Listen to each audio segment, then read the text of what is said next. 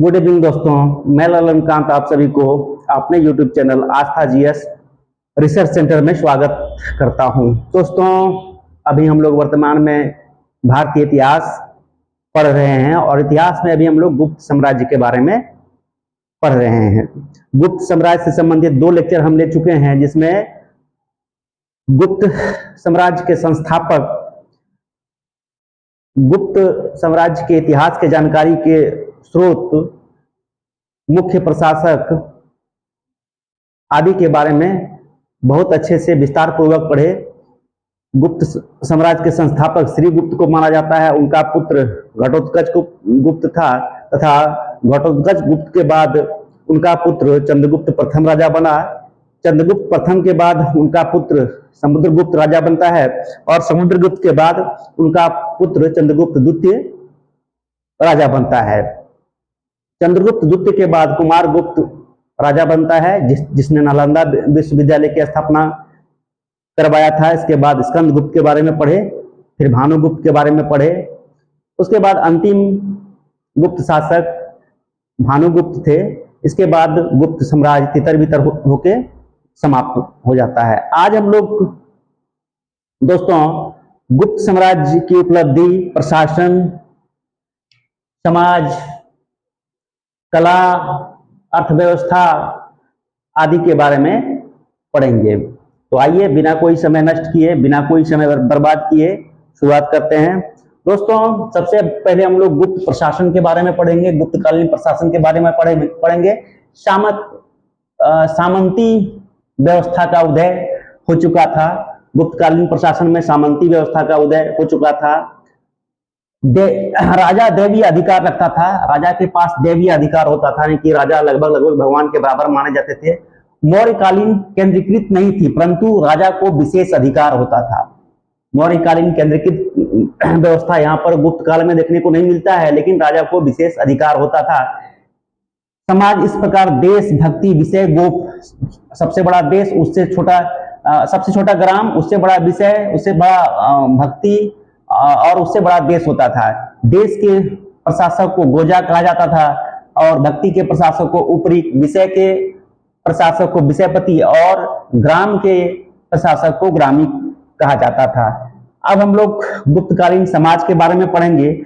गुप्त काल में देखा जाता है दोस्तों कि वर्ण व्यवस्था में जटिलता काफी बढ़ चुकी थी, यानी कि जात पात, ऊंच नीच भेदभाव जो है ये गुप्त काल आते आते काफी जटिल हो चुका था। उपजातियों का, पहले तो 4 जाति वेद के अनुसार थे, ब्राह्मण, क्षत्रिय, वैश्य और शूद्र, लेकिन गुप्त काल आते आते काफी उपजातियों का उदय हो चुका था। कास्त जाति का प्रथम वर्ण मिलता है। गुप्त काल में कास्त नामक जाति का प्रथम वर्ण मिलता है। दास अछूतों की स्थिति निम्न हुई। गुप्तकालीन समाज में दास और अछूतों की स्थिति काफी निम्न हो चुकी थी। स्त्रियों की भी स्थिति निम्न हो चुकी थी। भानुगुप्त के एरन अभिलेख, जो कि 510 ईस्वी के माने जाते हैं, भानुगुप्त के एरन अभिलेख में सती प्रथा का प्रथम अभिलेखीय प्रमाण मिलता है। इसमें भानुगुप्त की ओर से हुनों के विरुद्ध लड़ते हुए भानुगुप्त का मृत्यु, गोपराज की मृत्यु हो जाती है। गोपराज की मृत्यु पर उसकी पत्नी को सती होना पड़ा था, जिसका उल्लेख भानुगुप्त के एरन अभिलेख में मिलता है, जो 510 ईस्वी के अभिलेख हैं। आइए अब हम लोग गुप्तकालीन अर्थव्यवस्था के बारे में पढ़ते हैं। अर्थव्यवस्था का मुख्य आधार कृषि था। मौर्यकालीन अर्थव्यवस्था का भी मुख्य आधार कृषि था। कर, यहाँ जो टैक्स लिया जाता था 1/4 से लेकर 1/6 तक था। मतलब कृषि भूमि के उपजाऊ के आधार पर कर को 1/4 से लेकर 1/4 से लेकर 1/6 तक भाग में फिक्स किया जाता था। व्यापार के लिए श्रेणी व्यवस्था था, यानी कि एक संघ होता था, व्यापार के लिए एक संघ होता था और उस संघ द्वारा व्यापार संचालित किया जाता था। और इसके अध्यक्ष जो थे, श्रेणी के अध्यक्ष ज्येष्ठक कहलाते थे। प्रमुख बंदरगाह ताम्रलिप्ति प्रमुख बंदरगाह था, जहां से व्यापार का आवागमन होता था, यानी कि एक्सपोर्ट इंपोर्ट होता था। उज्जैन प्रमुख व्यापारिक केंद्र था। गुप्तकालीन समाज में उज्जैन प्रमुख व्यापारिक केंद्र था। स्वर्ण सिक्का को दिनार कहा जाता था, स्वर्ण सिक्का को दिनार कहा जाता था तथा चांदी का सिक्का रुपये का कहलाता था। भूमिदान का विस्तार यहाँ पर हो चुका था। दोस्तों मौर्योत्तर कालीन ब्राह्मण वंश जो आंध्र सातवाहन वंश के बारे में हम पढ़ा चुके थे, वहां से देखा जाता है कि भूमिदान देने की प्रथा शुरुआत होती है। और सातवाहन कालीन एक अभिलेख है, नानाघाट अभिलेख, जिससे हमें भूमिदान का प्रमाण मिलता है तथा वहां पर भूमिदान का आरंभ जो किया गया था, ब्राह्मणों और बौद्ध भिक्षुओं को भूमिदान दिया जाता था। लेकिन गुप्त काल आते आते भूमिदान प्रथा का काफी विस्तार हुआ। गुप्तकालीन धर्म के बारे में अगर देखें तो गुप्तकालीन धर्म वैष्णव धर्म था। मंदिर निर्माण का आरंभ हो चुका था, यानी कि गुप्त काल में मंदिर निर्माण बहुतायत मात्रा में हुआ था। प्रमुख मंदिर जैसे झांसी का देवगढ़ मंदिर, दशावतार मंदिर, दशावतार विष्णु मंदिर, वराह अवतार मंदिर, ये सब मंदिरों का निर्माण गुप्तकालीन शासन व्यवस्था के अंतर्गत किया गया था। यहाँ पर दोस्तों ये जो है ये पॉइंट ये इसके बाद आएगा, कुछ यहाँ पर आ नहीं रहा था कैमरा में, इसलिए यहाँ पर हम लिख दिए। तो यहाँ समाप्त करने के बाद फिर इसको पढ़ेंगे, फिर इसके बाद ये पढ़ेंगे। गुप्तकालीन कला के बारे में देखा जाए तो गुप्त काल में सभी प्रकार के कला जैसे मूर्ति कला, वास्तुकला, चित्रकला, साहित्य आदि सभी प्रकार के कला का विकास गुप्त काल में हुआ था। नागर शैली का विकास गुप्त काल में माना जाता है। और नागर शैली जो है उत्तर भारत में भवन निर्माण की एक शैली है, जिसको नागर शैली कहते हैं। उत्तर भारत में भवन निर्माण की शैली को नागर शैली कहा जाता है। यहाँ तीनों हम लिख दिए दोस्तों। दक्षिण भारत में भवन निर्माण की शैली को द्रविड़ शैली, और बीच में यानी कि दक्षिण भारत और उत्तर भारत के बीच में भवन निर्माण की शैली को बेसर शैली कहते हैं, बेसर शैली कहते हैं। बौद्ध धर्म के साथ साथ हिंदू धर्म का भी मूर्ति का निर्माण इस काल में हुआ था। अजंता और बाघ की गुफा की चित्रकारी इसी काल में विकसित मानी जाती है, गुप्त काल में ही विकसित मानी जाती है। अजंता और बाघ की गुफा की चित्रकारी बुद्ध की भूमि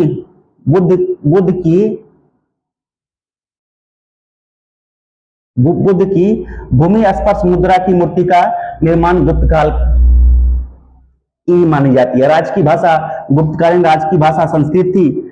गुप्तकालीन राज की भाषा संस्कृत थी। गुप्त काल के राजा चंद्रगुप्त द्वितीय के दरबार में नवरत्न रहते थे। उनमें से कुछ नवरत्नों के जो है नवरत्नों में से प्रत्येक का लिखा गया कुछ ग्रंथ है। कालिदास द्वारा लिखित प्रमुख ग्रंथ अभिज्ञान शाकुंतलम, मालविका अग्निमित्रम,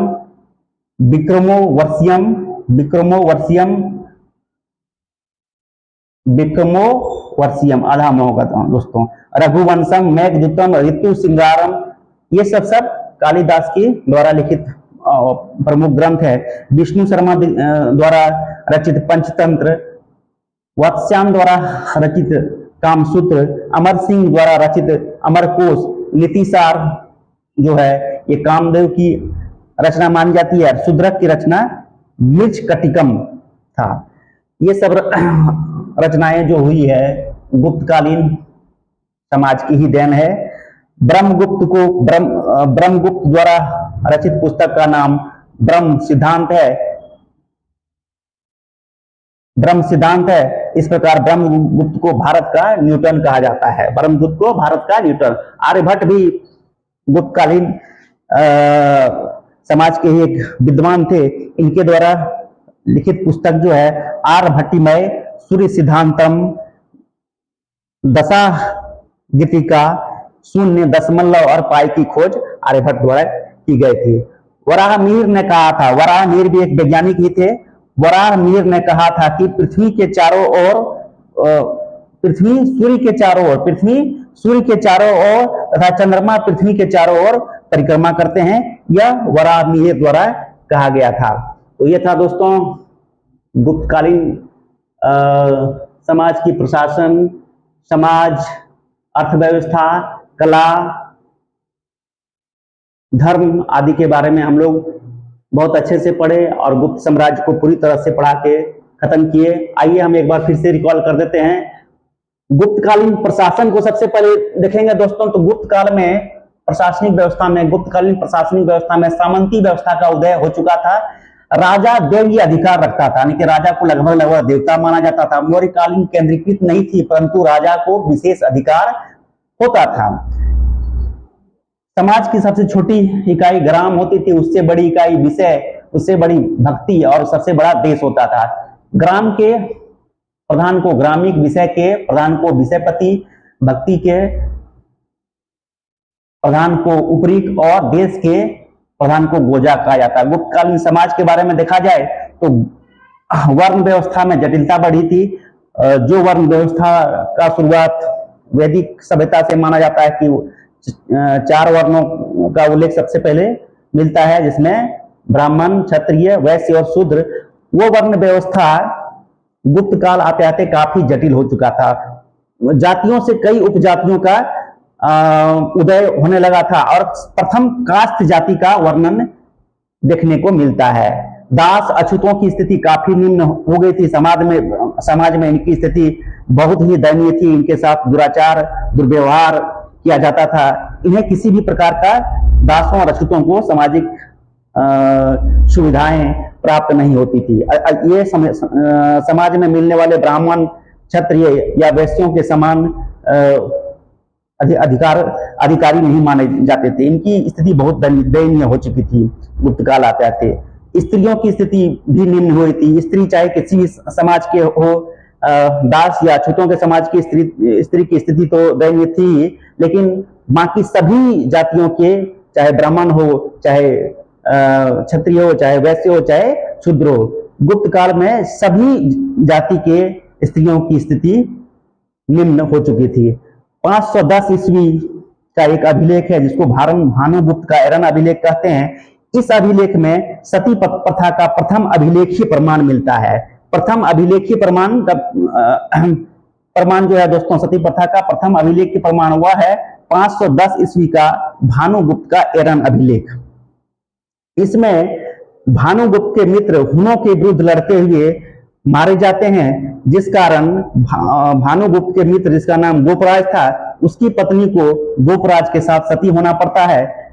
उसी का उल्लेख एरन अभिलेख में है, जो 510 ईस्वी में रचित, उसको लिखा गया था तथा उसको भानुगुप्त का एरन अभिलेख कहा जाता है। गुप्तकालीन अर्थव्यवस्था के बारे में देखा जाए तो अर्थव्यवस्था का आधार कृषि था तथा कर यानी कि टैक्स 1/4 से 1/6 तक उपजाऊ भूमि के आधार पर फिक्स किया जाता था। व्यापार के लिए श्रेणी व्यवस्था थी, यानी कि एक संघ होता था, उसी के द्वारा व्यापार संचालित होता था और उसके अध्यक्ष जो होते थे ज्येष्ठक कहलाते थे। उसके अध्यक्ष ज्येष्ठक कहलाते थे।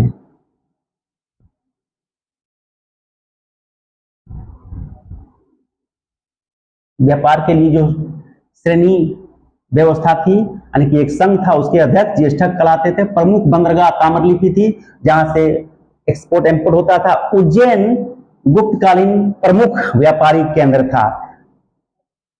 गुप्तकाल की अर्थव्यवस्था में मुद्रा का प्रयोग व्यापक पैमाने पर होता था। स्वर्ण मुद्राओं को दिनार और चांदी मुद्राओं को रुपया का कहा जाता था। भूमि दान देने का विस्तार यहाँ पर हुआ था। जो भूमि दान देने की शुरुआत आंध्र सातवाहन वंश में शुरुआत हुआ था तथा वहां पर केवल ब्राह्मणों और बौद्ध भिक्षुओं को भूमि दान दिया जाता था, लेकिन भूमि दान देने का यहाँ पर गुप्त काल आते थे काफी विस्तृत हो चुका था। भूमि दान प्रथा काफी विस्तृत हो चुका था। गुप्तकालीन धर्म के बारे में देखा जाए तो गुप्तकालीन धर्म वैष्णव था। मंदिर निर्माण का आरंभ गुप्त काल से ही माना जाता है। प्रमुख मंदिर देवगढ़, झांसी के देवगढ़ मंदिर, दशावतार विष्णु मंदिर और वरावतार मंदिर है। गुप्तकालीन कला के बारे में देखें तो इस काल में, गुप्त काल में मूर्ति कला, वास्तुकला, चित्रकला, साहित्य कला आदि सभी प्रकार के कलाओं को प्रश्रय दिया गया था और सभी प्रकार के कलाओं का विकास भी हुआ था। मूर्ति कला, वास्तुकला, चित्रकला, साहित्य आदि सभी प्रकार के कलाओं का विकास गुप्त काल में होता है, क्योंकि गुप्तकालीन राजा कला प्रेमी होते थे। नागर शैली का विकास होता है। तो दोस्तों गुप्त काल में नागर शैली का विकास होता है। नागर शैली दोस्तों भवन निर्माण की एक कला है। तो उत्तर भारत में भवन निर्माण की कला को नागर शैली कहा जाता है, जबकि यहाँ पर लिख दिया दोस्तों तीनों ही का कला के बारे में। दक्षिण भारत में भवन निर्माण की शैली को द्रविड़ शैली कहते हैं और बीच में, यानी कि दक्षिण भारत और उत्तर भारत के बीच में भवन निर्माण की शैली को बेसर शैली कहते हैं। बौद्ध धर्म के साथ साथ हिंदू धर्म के भी मूर्तियां गुप्त काल में बहुतायत मात्रा में निर्मित हुए थे। अजंता और बाघ की गुफा की चित्रकारी गुप्त काल में ही विकसित माना जाता है। बुद्ध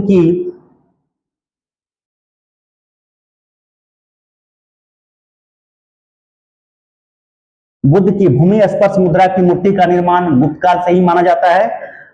गुप्तकालीन भाषा जो थी, गुप्तकालीन राज्य की भाषा संस्कृत थी, यानी कि गुप्त काल में राज्य की भाषा संस्कृत थी, जबकि आम लोग जो है पाली भाषा का प्रयोग करते थे। गुप्तकालीन राजा चंद्रगुप्त द्वितीय विक्रमादित्य के दरबार में 9 रत्न रहते थे, क्योंकि वे लोग बहुत विद्वान होते थे और उनके द्वारा विभिन्न प्रकार के ग्रंथों का निर्माण किया गया था। उसमें से कुछ लोग वैज्ञानिक थे, तो कोई साहित्य के धनी थे, तो कोई वास्तुकला के धनी थे। उसमें से सबसे विद्वान देखा जाए दोस्तों तो कालिदास थे, क्योंकि इनकी रचना अद्भुत मानी जाती है। इनकी रचनाओं में अभिज्ञान शकुंतलम है, मालविका अग्निमित्रम है, विक्रमो वर्षियम है, रघुवंशम है, मेघदूतम है और ऋतु श्रृंगारम है। ये सब रचनाएं कालिदास की है। विष्णु शर्मा द्वारा रचित पंचतंत्र जो है, ये भी गुप्त काल में ही रचित किया गया। पंचतंत्र की भी रचना गुप्त काल में ही मानी जाती है, जिसके रचयिता विष्णु शर्मा थे।